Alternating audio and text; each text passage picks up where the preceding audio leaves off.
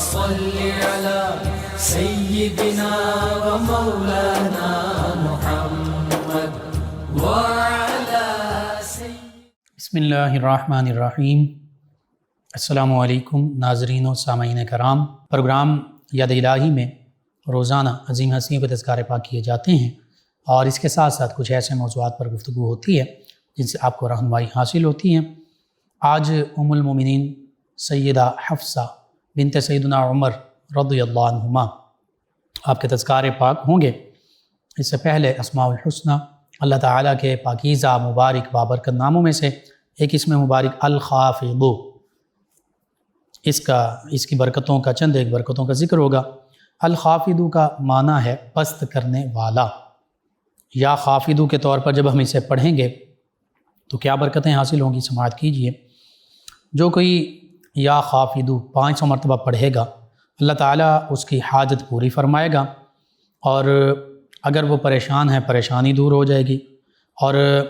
دشمن اگر کوئی اسے نقصان یا صدمہ پہنچانا چاہتا ہے تو دشمن کے نقصان اور صدمہ پہنچانے سے بچ جائے گا۔ اللہ تعالیٰ کی حفاظت اس کے شامل حال رہے گی۔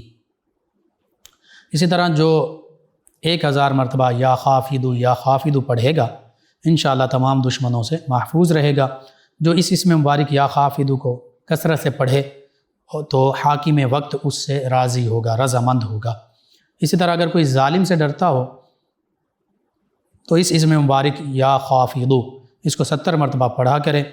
تو ظالم کے ظلم سے بچا رہے گا۔ جو شخص اسم مبارک یا خافض کثرت سے پڑھتا ہے، ورد کرتا ہے، اللہ تعالیٰ اس کے دل کو تکبر اور غرور سے نفرت کرنے والا بنائے گا، یعنی تکبر اور غرور سے اسے نفرت ہو جائے گی۔ وہ اللہ تعالیٰ اور اس کے رسول کریم صلی اللہ علیہ وآلہ وسلم کی مخالفت کرنے والے کو بہت برا جانے گا۔ اللہ اور اس کے حبیب صلی اللہ علیہ وآلہ وسلم کی محبت پیدا ہو جائے گی۔ بڑے سے بڑے متکبر اور مغرور آدمی جو ہیں وہ اس کی نظروں میں حقیر اور ذلیل نظر آئیں گے۔ متکبر اور مغرور، تکبر چونکہ حرام ہے، وہ لوگ اس کو پسند نہیں آئیں گے، اور ہونا بھی ایسا ہی چاہیے۔ اسی طرح جو شخص 3 روزے رکھے پھر چوتھے دن اللہ تعالیٰ کے اسم مبارک یا خافض اس کو 70,000 مرتبہ پڑھے تو جو جان مال عزت آبرو کا دشمن بنا ہوا ہے اس دشمن پر یہ فتح پا لے گا۔ اسی طرح جو شخص یا خافض ہر روز صبح کی نماز کے بعد 500 مرتبہ پڑھتا رہے گا، انشاءاللہ اللہ تعالیٰ کی رحمت کے سائے میں رہے گا۔ اللہ تعالیٰ دشمنوں سے محفوظ رکھے گا اسے۔ جو شخص اس پر حملہ کرنے کا ارادہ کرے گا اپنے ارادے میں ناکام رہے گا، یعنی اپنی حفاظت کے لیے یہ پڑھا جا سکتا ہے۔ اگر کوئی شخص اپنے دشمنوں کی عداوت، شقاوت اور شرارت اور زیادتی سے تنگ ہے، عاجز ہے، اور کوئی تدبیر ان سے خلاصی کی اسے نظر نہیں آتی تو یا خافض کا بکثرت ورد کیا کرے۔ انشاءاللہ اس اسم مبارک کے ورد کی برکت سے اللہ تعالیٰ اسے دشمنوں کی شقاوت، دشمنی، عداوت، شرارت، زیادتی سے محفوظ و مامون رکھے گا۔ اسی طرح اگر کوئی شخص اسم مبارک یا خافض بکثرت پڑھے گا، اللہ تعالیٰ اپنے فضل و کرم سے اسے صاحب ہیبت و عظمت بنائے گا۔ وہ حاکم یا ظالم کے سامنے جائے گا تو اس اسم مبارکہ کی بدولت اسے عزت نصیب ہوگی۔ اور جو شخص اس اسم مبارکہ کو کثرت سے پڑھے گا، بالخصوص 500 مرتبہ اگر اس کو الخافض یہ پڑھے گا، اللہ تعالیٰ اس کی حاجتیں پوری فرما دے گا اور اس کی مشکلات دور ہو جائیں گی۔ وہ جو اس کی خواہشات ہیں، نیک جائز تمنائیں ہیں، وہ تمنائیں پوری ہوں گی، اور اللہ تعالیٰ اس کی پریشانیاں دور فرما دے گا۔ تو یوں پریشانیوں کے حل کے لیے، اپنی نیک جائز حاجات پورا اللہ کی بارگاہ میں ہونے کے لیے، اور دشمن یا کوئی ظالم ہے اس سے حفاظت کے لیے اس اسم مبارکہ کو لازمی پڑھیں۔ اپنا معمول کا حصہ بنائیے، اپنے اعزاء اقربا، رشتہ دار، دوست، احباب، پڑوسی، محلہ دار، امت مسلمہ تک پہنچائیے۔ میرے آپ کے ہمارے بتانے سے امت مسلمہ میں سے ہمارے کسی بھی مسلمان بہن بھائی، کسی مسلمان فرد، کسی کا بھی فائدہ ہوتا ہے، انشاءاللہ یہ ہمارے لیے دین و دنیا آخرت میں بھلائی، فائدے، نجات اور شفا کا باعث ہوگا۔ اللہ سبحانہ وتعالی ہمیں آسانیاں عطا فرمائے، آسانیاں بانٹنے والا بنائے، مشکلات سے ہماری حفاظت فرمائے، آمین۔ جی ناظرین و سامعین، پروگرام یاد الہی میں روزانہ عظیم ہستیوں کے تذکارے پاک کیے جاتے ہیں، اور اس کے ساتھ ساتھ کچھ ایسے موضوعات پر گفتگو ہوتی ہے جن سے آپ کو رہنمائی حاصل ہوتی ہے۔ آج ام المومنین سیدہ حفصہ رضی اللہ تعالی عنہ آپ کے تذکارے پاک ہوں گے۔ امہات المؤمنین رضی اللہ عنہن اجمعین۔ اس ٹائٹل پر، اس لقب پر، اس اعزاز پر جو اللہ تعالیٰ نے ان ہستیوں کو عطا فرمایا غور کیا جائے تو اس کا معنی ہے، اس واحد ہوگا ام المؤمنین، مومنوں کی ماں، جمع ہے امہات المؤمنین رضی اللہ عنہن، مومنوں کی مائیں۔ اور یہ قرآن مجید فرقان حمید نے اس شرف سے ان عظیم ہستیوں کو، نبی کریم صلی اللہ علیہ وآلہ وسلم کی تمام ازواج مطہرات رضی اللہ عنہم کو نوازا۔ سورہ احزاب میں اللہ سبحانہ وتعالی نے ارشاد فرمایا النبی اولی بالمؤمنین من انفسہم، کہ نبی صلی اللہ علیہ وآلہ وسلم جو غیب کی خبریں دینے والے ہیں، یہ ایمان والوں کی جانوں سے بھی زیادہ ان کے قریب ہیں، ایمان والوں کی جانوں سے بھی زیادہ ان پر حق رکھتے ہیں، ایمان والوں کی جانوں سے بھی زیادہ ان کے مالک ہیں۔ یہ نبی کریم صلی اللہ علیہ وآلہ وسلم کے ساتھ ہمارا تعلق ہے، اتنا قربت کا تعلق۔ اور پھر نبی کریم صلی اللہ علیہ وآلہ وسلم کی جو پاکیزہ بیویاں ہیں ان کے ساتھ ایمان والوں کا تعلق کیا ہے؟ فرمایا وَأَزْوَاجُهُ أُمَّهَاتُهُمْ، اور نبی صلی اللہ علیہ وآلہ وسلم کی پاکیزہ بیویاں، فرمایا یہ ایمان والوں کی مائیں ہیں، یہ مؤمنین کی مائیں ہیں، امہات المؤمنین رضی اللہ عنہم اجمعین۔ آپ دیکھیے ہر ایک، ہر مسلمان، ہر مؤمن، ہر ایمان والا، ہر بندہ مومن اپنی ماں سے، ماں کا ادب احترام بھی بجا لاتا، محبت بھی کرتا ہے، اور حقیقت یہ کہ فرمایا گیا کہ الجنت تحت اقدام الامہات، جنت جو ہے یہ ماؤں کے قدموں تلے ہے۔ تو اگر ایک بندہ مومن، ایک عام مومن کی جنت کا ذریعہ اس کی ماں ہے، حقیقی سگی ماں ہے، تو پھر امہات المومنین رضی اللہ عنہن کا مقام و مرتبہ کیا ہوگا؟ یہ ہماری ناقص عقل اور فہم سے ورا ہے۔ جو قرآن و حدیث میں ذکر ہوا اسی کا بیان ہوگا، اسی پر بات کرتے ہیں۔ ہماری سگی مائیں، ان کی اتنی شان ہے، ان کے اتنا اللہ تعالیٰ نے، اللہ کے حبیب صلی اللہ علیہ وسلم نے عظمت، رفعت اور شان عطا فرمائی، مقام و مرتبہ عطا فرمایا، تو پھر مومنوں کی جو مائیں ہیں، جو نبی کریم صلی اللہ علیہ وسلم کی پاکیزہ بیویاں ہیں، ان کی شان کیا ہوگی؟ حقیقت یہ ہے کہ ہماری سگی ماؤں کا بڑا مقام و مرتبہ، لیکن ہماری سگی مائیں بھی ان مومنین کی ماؤں پر قربان، ہماری سگی مائیں بھی ان کی غلام، یہ مقام و مرتبہ ہے امہات المومنین رضی اللہ عنہم کا۔ اور اسی سورہ احزاب میں 22ویں پارے میں اللہ رب العزت نے تو یہ بھی فرما دیا، یا نساء النبی، اے نبی صلی اللہ علیہ وسلم کی پاکیزہ بیویوں، اے مومنین کی ماؤں، لستن، تم نہیں ہو، کاحد من النساء، عورتوں میں سے کسی ایک عورت کی بھی مثل، یعنی آپ کا مقام و مرتبہ اللہ رب العزت فرما رہا ہے کہ وہ بہت بلند و بالا ہے، کسی عام مسلمان کے برابر بھی نہیں ہے، کسی ایک عام مسلمان خاتون کی مثل بھی نہیں ہے، اس کی طرح بھی نہیں ہے۔ اور اللہ نے اسی سورہ احزاب میں فرمایا امہات المومنین رضی اللہ عنہم کے لیے کہ ان کے تقوی، ان کے اعمال صالحہ کی بدولت اللہ تعالیٰ انہیں دوہرا اجر عطا فرمائے گا۔ عام مومنین کے لیے، عام خواتین، اس مسلمان خواتین کے لیے ایک اجر ہے، لیکن مومنوں کی جو مائیں ہیں ان سبھی کے لیے دوہرے اجر ہیں، اللہ رب العزت نے اس کا وعدہ فرمایا۔ اور پھر سورہ احزاب اور بالخصوص 21ویں پارے کے اینڈ میں اور 22ویں پارے کے آغاز میں 2 رکوع، 1.5 سے 2 رکوع خصوصیت کے ساتھ ان میں خاص طور پر امہات المومنین رضی اللہ عنہم کے تذکار پاک موجود ہیں۔ یا نساء النبی لستن کاحد من النساء بھی اسی میں موجود، اجرہا مرتین یہ بھی اسی میں موجود۔ اور پھر جو اللہ فرما رہا ہے کہ یہ میرے نبی صلی اللہ علیہ وآلہ وسلم کے اہل بیت ہیں، سورہ احزاب آیہ مبارکہ 33 میں فرمایا، جو آیہ تطہیر ہے اس کے سب سے پہلے اور براہ راست مصداق وہ نبی کریم صلی اللہ علیہ وآلہ وسلم کے گھرانے میں سے ازواج مطہرات نبی کریم صلی اللہ علیہ وآلہ وسلم کی ہیں، یعنی ہم مومنوں کی مائیں ہیں، کیونکہ ان آیات بینات، آیت مبارکہ 33 سے پہلے ہی آیات اور بعد والی آیات، ان سبھی میں اور اس آیہ مبارکہ میں بھی نبی کریم صلی اللہ علیہ وآلہ وسلم کی پاکیزہ ازواج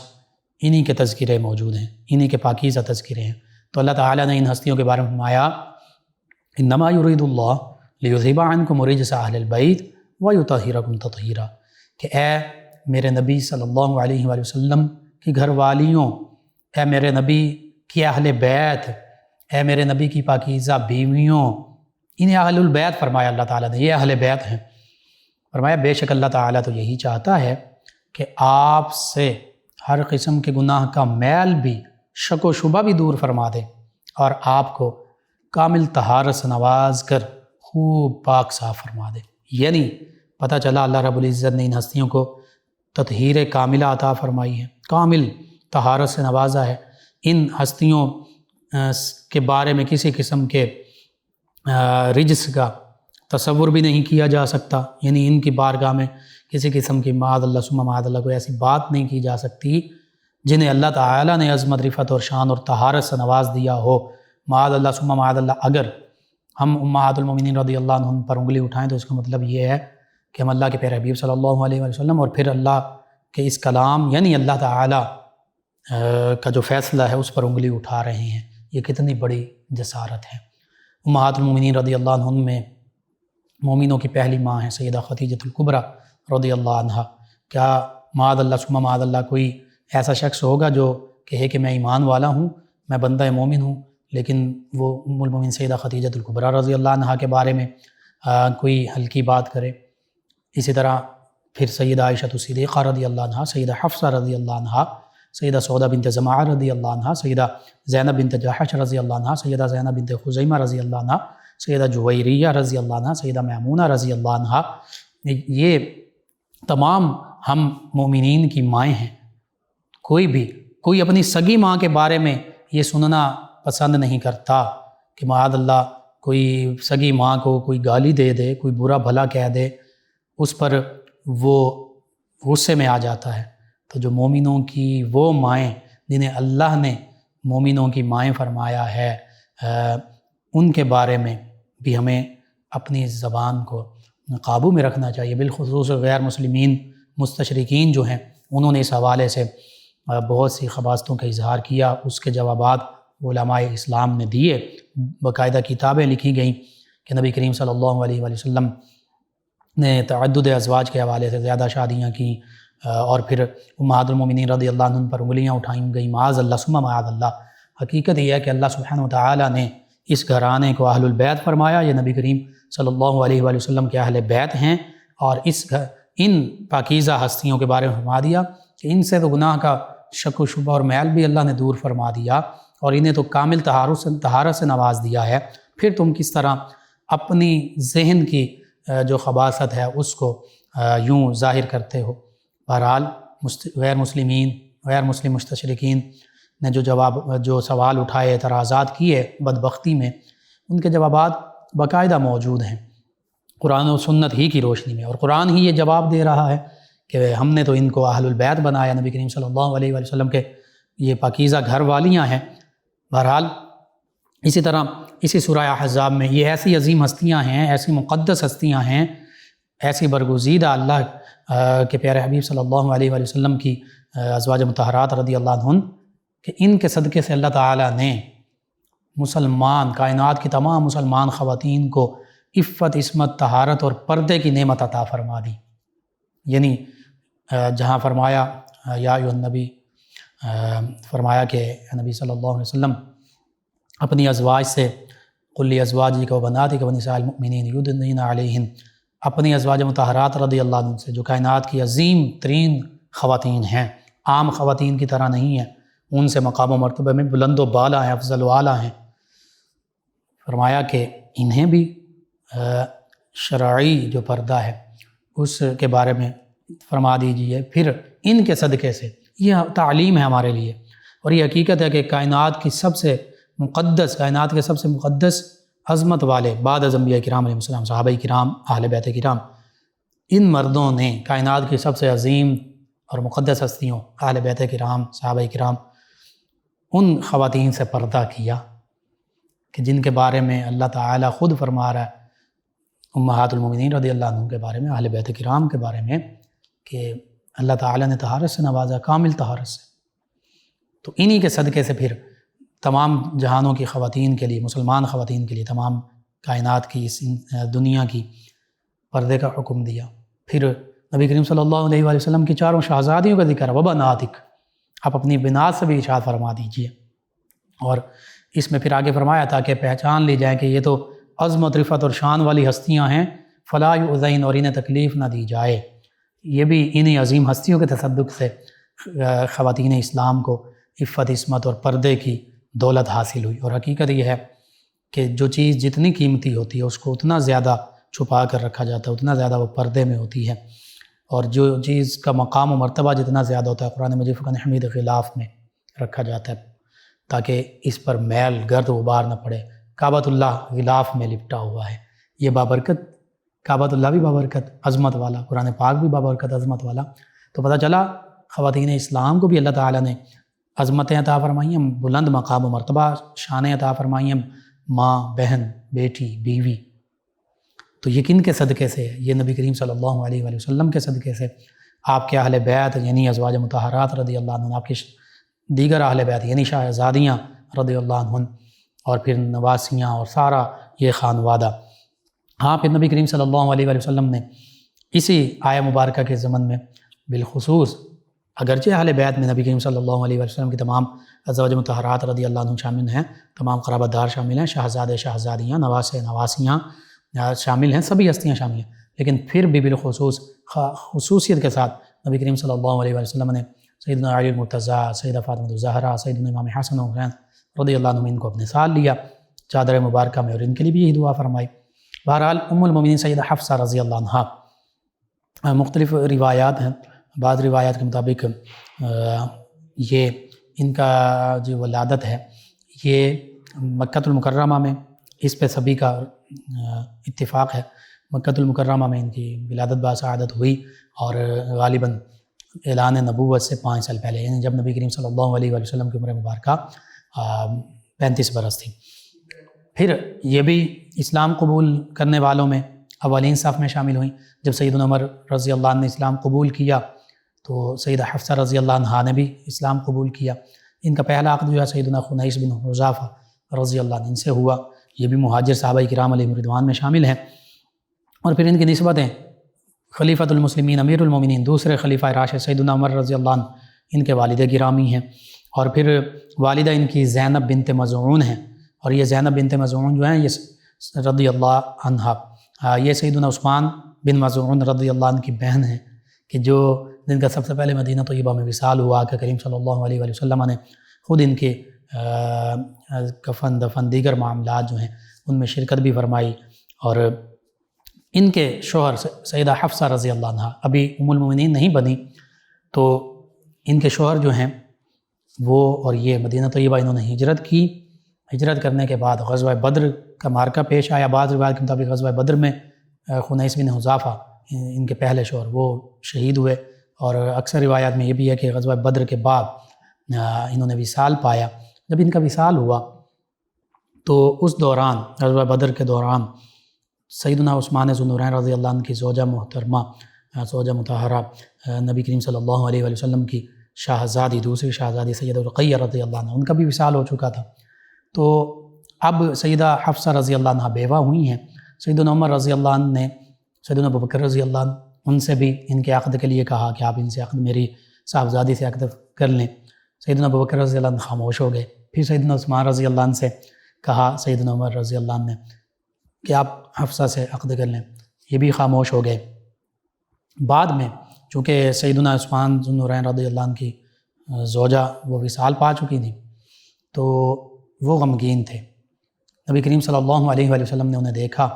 کہ غم زدہ بیٹھے ہیں، پوچھا عثمان کیا معاملہ ہے؟ تو انہوں نے عرض کیا یا رسول اللہ صلی اللہ علیہ وسلم، آپ کے ساتھ جو قربت کا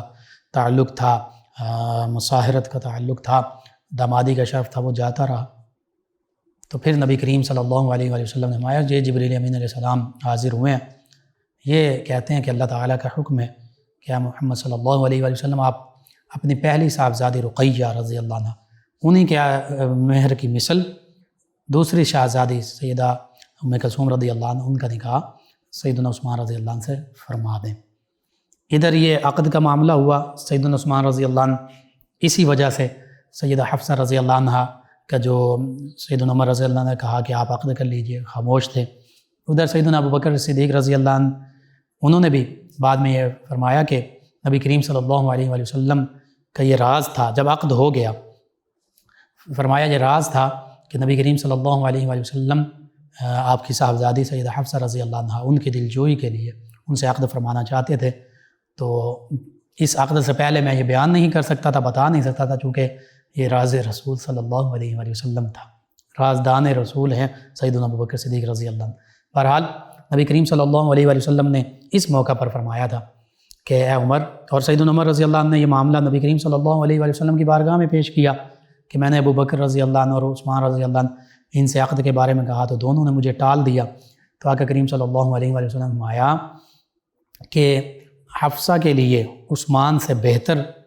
مرد ہوگا اور عثمان کے لیے حفصہ سے بہتر خاتون ہوں گی، بیوی ہوں گی۔ تو وہ کیسے ہوا؟ پھر نبی کریم صلی اللہ علیہ وآلہ وسلم نے فرمایا اور یوں عثمان کو حفصہ سے بہتر زوجہ ملے گی اور حفصہ کو عثمان سے بہتر شوہر ملے گا۔ اور پھر خود سیدنا عثمان رضی اللہ عنہ کا عقد اپنی صاحبزادی سیدہ ام کلثوم رضی اللہ عنہ سے فرما دیا، اور اپنا عقد جو ہے وہ سیدہ حفصہ رضی اللہ عنہ سے فرمایا۔ تو یوں سیدنا عثمان رضی اللہ عنہ کو عقد سے پہلے بالخصوص سیدہ ام کلثوم رضی اللہ عنہ شہزادی رسول ہونے کے حوالے سے بڑی عظمت شان والی ہیں، تو بہتر خاتون ملی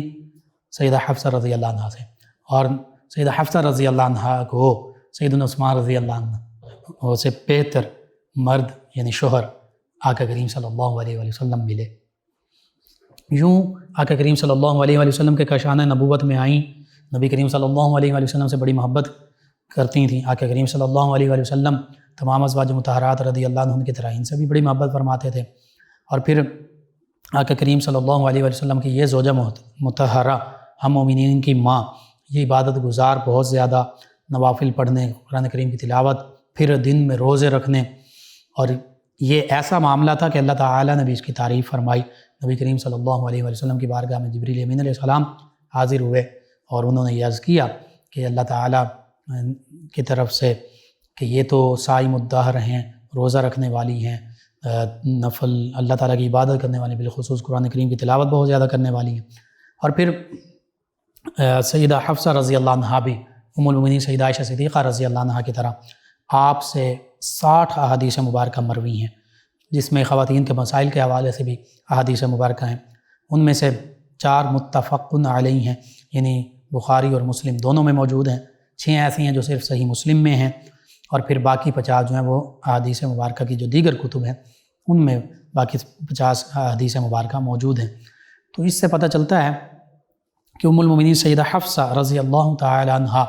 جہاں عبادت، تقوی، زہد، ورع اس کی پیکر تھیں، یعنی دن رات ہر لمحہ اللہ کی یاد میں عبادت میں مشغول رہا کرتی تھی، وہیں پر آقا کریم صلی اللہ علیہ وآلہ وسلم سے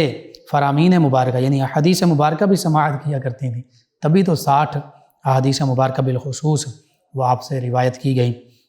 ان روایت کرنے والوں میں پھر آپ کے شاگردوں میں کون کون شامل ہیں یہ دیکھیے، سیدنا عبداللہ بن عمر رضی اللہ عنہ، سالم بن عمر، عاصم بن عمر رضی اللہ عنہ، اس طرح کے یعنی آپ کے جو بھتیجے ہیں وہ بھی شامل ہیں۔ اور پھر صحابہ کرام علیہم رضوان بالخصوص ان ہستیوں نے آپ سے حدیث مبارکہ کی سماعت کی اور پھر آگے امت مسلمہ تک وہ حدیث مبارکہ پہنچائیں۔ تو یوں پتہ چلا کہ آقا کریم صلی اللہ علیہ وآلہ وسلم سے زہد و تقوی کا معاملہ تو سیکھا ہی سیکھا، حقوق اللہ پورا کرنے کا معاملہ، اس کے ساتھ ساتھ قرآن و سنت کا علم آگے پھیلانے، قرآن و سنت کا علم حاصل کیا اور اس کو آگے پھیلایا، بالخصوص خواتین تک بھی۔ صحابہ کرام علیہم رضوان بھی اپنی ان ماں سے حدیث مبارکہ روایت کیا کرتے تھے، اور پھر خواتین اسلام یعنی صحابیات رضی اللہ عنہم انہوں نے بھی سیدہ حفصہ ام المؤمنین مومنوں کی ماں ان سے حدیث مبارکہ سنی، ان سے جو فقہی یعنی شرعی مسائل ہوا کرتے تھے، رہنمائی ہوتی تھی، وہ لیا کرتے تھے۔ بہرحال نبی کریم صلی اللہ علیہ وآلہ وسلم کی تمام ازواج مطہرات رضی اللہ عنہن بڑی عظمت والی ہیں، بڑی رفعت والی ہیں، بڑی شان والی ہیں۔ جب ہم ان کی نسبتوں کا ذکر کرتے ہیں، سیدنا عمر فاروق اعظم رضی اللہ عنہ کہ جن کے اسلام لانے کی وجہ سے مسلمانوں نے، صحابہ کرام علیہم رضوان نے خوشی کا اظہار کیا۔ قرآن نے فرما دیا یا ایھا النبی حسبک اللہ ومن اتبعک من المؤمنین کہ اے نبی صلی اللہ علیہ وآلہ وسلم اللہ بھی آپ کے لیے کافی ہے اور جو اتباع کرنے والے مومنین ہیں وہ بھی آپ کے لیے کافی ہیں۔ اور یہاں پر مفسرین نے خاص طور پر لکھا کہ جو مومنین کافی ہیں ان میں بالخصوص یہ آیت مبارکہ اس وقت نازل ہوئی سیدنا عمر فاروق رضی اللہ عنہ نے جب یہ ایمان لائے۔ اور نبی کریم صلی اللہ علیہ وآلہ وسلم کی مراد ہے، مراد رسول، مراد کا معنی ہے کہ نبی کریم صلی اللہ علیہ وآلہ وسلم نے دعا کی اور اللہ تعالیٰ نے وہ دعا قبول فرمائی اور یہ مسلمان ہوئے۔ نبی کریم صلی اللہ علیہ وآلہ وسلم نے یوں دعا کی، اللہ عمر بن خطاب یا عمر بن حشام یعنی ابو جہل، ان میں سے جو تیرا محبوب ہے، جو تجھے محبوب ہے، پیارا ہے، اس کو اسلام کی دولت سے نواز دے اور پھر اس کے ذریعے سے اسلام کو عزت اور شان مزید عطا فرما دے۔ تو سیدنا عمر رضی اللہ عنہ اللہ کے پیارے ہیں، اللہ کے رسول صلی اللہ علیہ وآلہ وسلم نے خود اللہ سے ان کو مانگا ہے، مراد رسول اسی لیے کہا جاتا ہے۔ اور پھر جب یہ ایمان لائے تو صحابہ کرام علیہم رضوان نے کھلا انہوں نے خود کہا کہ اب ہم کعبۃ اللہ میں بالکل پوشیدہ نہیں، چھپ کر نہیں، اعلانیہ عبادت کریں گے، اللہ کو یاد کریں گے۔ تو یوں سیدنا عمر فاروق اعظم رضی اللہ عنہ کی جو صفات تھیں، اسلام کے لیے سختی، جرت، شجاعت، بہادری، علم، سیدنا عمر رضی اللہ عنہ بھی پڑھنا لکھنا جانتے تھے، تو وہ ساری صفات جو ہیں وہ سیدہ حفصہ رضی اللہ عنہا میں بھی اپنے والد گرامی کی طرف سے آئیں، یعنی حق بات کہنا، حق بات سننا، حق بات کو آگے پہنچانا اور پھر علم حاصل کرنا۔ قرآن و سنت بالخصوص یہی تمام علوم کا منبع ہیں، اور آقا کریم صلی اللہ علیہ وآلہ وسلم سے براہ راست سنے ہیں تو پھر اس کو آگے پہنچانا، یہ سیدہ حفصہ رضی اللہ عنہا کی خوبیاں، اللہ کے راستے میں خرچ کرنا، عبادت کرنا۔ تو اس سے ہمیں پتہ چلتا ہے کہ ایک مسلمان خواتین کو کیسا ہونا چاہیے۔ تمام امہات المومنین رضی اللہ عنہ کی سیرت، اخلاق، کردار، حیات مبارکہ تمام خواتین اسلام کو، ہماری ماؤں، بہنوں، بیٹیوں کو پڑھنی چاہیے۔ پھر پتہ چلے گا کہ شوہر کی بیوی کے ساتھ محبت کا عالم کیسا ہوتا ہے، کیسی ہونی چاہیے۔ نبی کریم صلی اللہ علیہ وسلم کیسے ازواج مطہرات رضی اللہ عنہم کے ساتھ محبت فرماتے تھے۔ اسی طرح یہ ازواج مطہرات چونکہ آج سیدہ حفصہ رضی اللہ عنہا کا ذکر ہو، آپ کیسے نبی کریم صلی اللہ علیہ وسلم کے ساتھ محبت کیا کرتی تھیں، کیسے اتباع کیا کرتی تھیں، اور کیسے نبی کریم صلی اللہ علیہ وسلم سے حدیث مبارکہ روایت کیا کرتی تھی، اور کیسے گھر کے معاملات چلایا کرتی تھی۔ بالکل اس میں سادگی تھی، مکمل آقا کریم صلی اللہ علیہ وسلم کی محبت اور اتباع تھی۔ رسول مکرم صلی اللہ علیہ وسلم تو ہیں ہی، اور یہ تو سب سے پہلے مد نظر رکھے جانے والی چیز ہے، اس کے بغیر تو ایمان بھی کامل نہیں، لیکن شوہر نامدار بھی تو ہیں سیدہ حفصہ رضی اللہ عنہا کے۔ تو اپنے شوہر نامدار جو تمام جہانوں کے سردار ہیں، ان سے محبت بھی کی، ان کی اتباع بھی کی، ان کے کاشانہ مبارکہ میں ان کی خدمت بھی کی، قربت، معیت اور رفاقت بھی حاصل رہی۔ تو پتہ چلتا ہے کہ آپ نے جس طرح اپنے شوہر نامدار، کائنات کے تاجدار سید الانبیاء والمرسلین صلی اللہ علیہ وسلم کے ساتھ بحیثیت مثالی زوجہ زندگی گزاری، آج کی خواتین کے لیے بھی آپ کی حیات مبارکہ یہ مشعل راہ ہے۔ آج کی خواتین کو چاہیے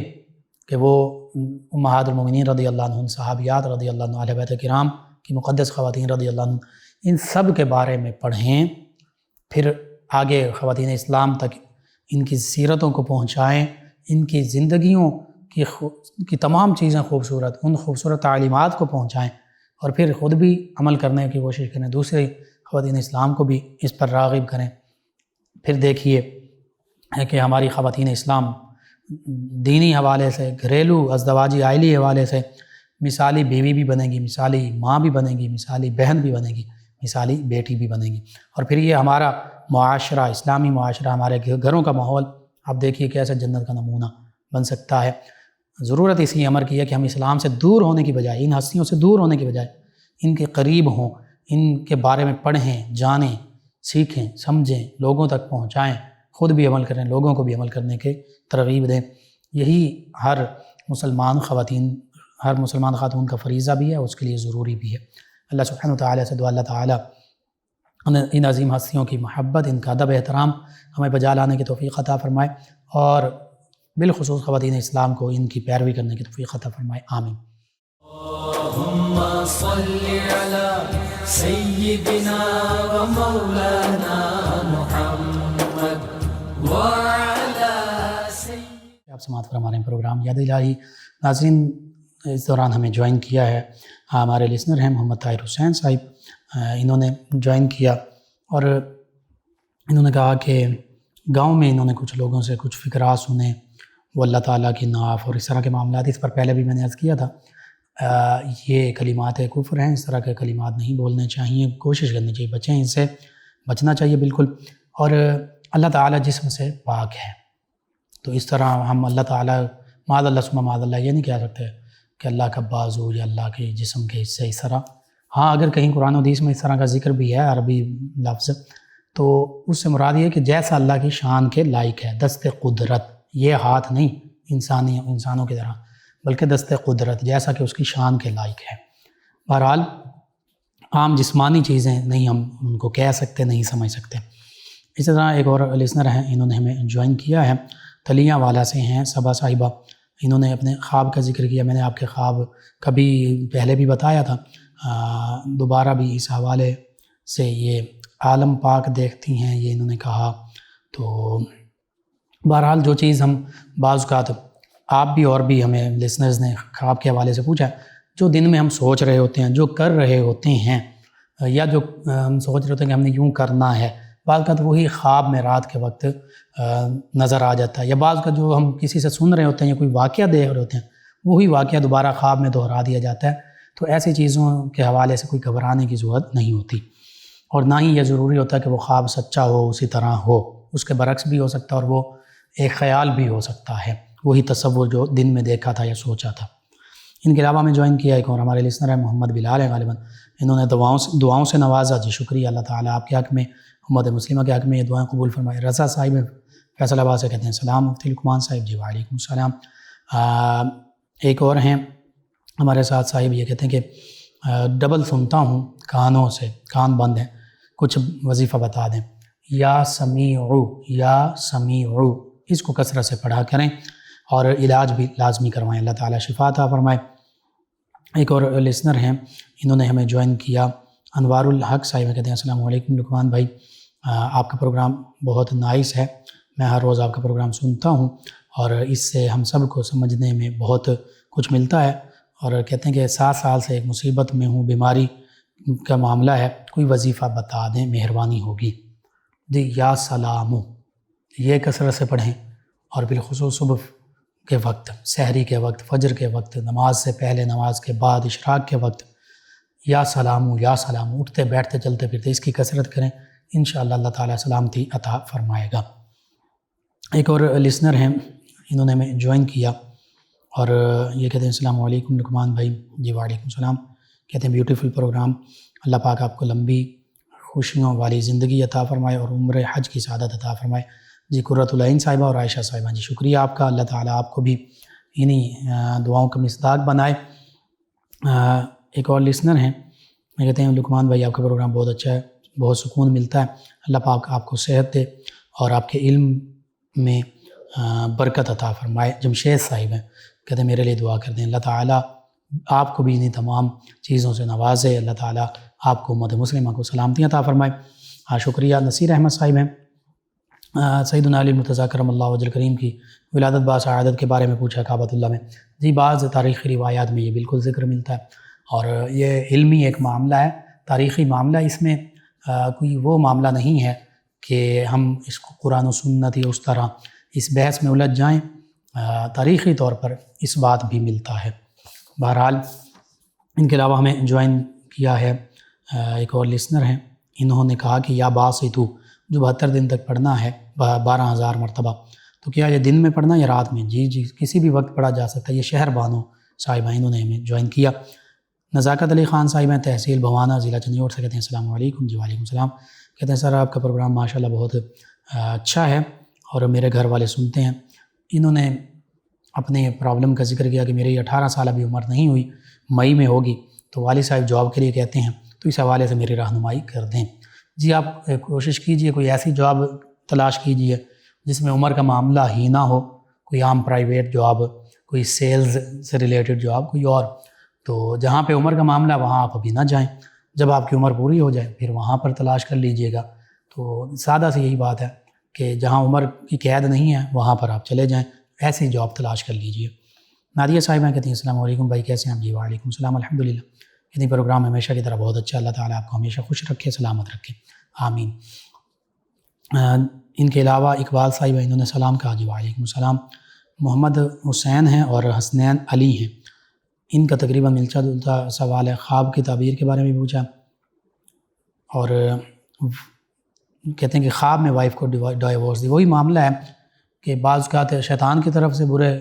وسوسے ہوتے ہیں، بعض اوقات اپنے جو خیالات تصورات ہوتے ہیں وہ متشکل ہو جاتے ہیں، تو کوئی گھبرانے کی ضرورت نہیں، خود کا خیرات کیجیے، اور اسلام کی تعلیمات میں بھی آپ بھی ہم سب کو حاصل کرنی چاہیے، بالخصوص نماز، روزہ، حج، زکوٰۃ، عقائد، نکاح، طلاق، ان کے معاملات، اس میں بھی اسی کی طرف اشارہ ہو سکتا ہے۔ ایک اور لسنر ہیں، کہتے ہیں ماشاءاللہ آپ کا پروگرام بہت اچھا ہے، دوبارہ سن کر اچھا لگا، اور کہتے ہیں کہ ماں باپ کی بے قدری آج کل اولاد کرتی ہیں، اس حوالے سے بتا دیجئے کہ ماں باپ کی بات نہیں سنتے، لیکن اگر مرد ہیں تو بیوی ہو تو اس کی بات سنتے ہیں۔ یہ ایک اور لسنر نے بھی اسی طرح کا ہم سے سوال پوچھا ہے، میں عرض کرتا ہوں اس حوالے سے، شوہر ہے تو بیوی اس کے لیے، وہ بیوی کا اپنا مقام ہے، لیکن یہ حدیث مبارکہ میں بھی ہے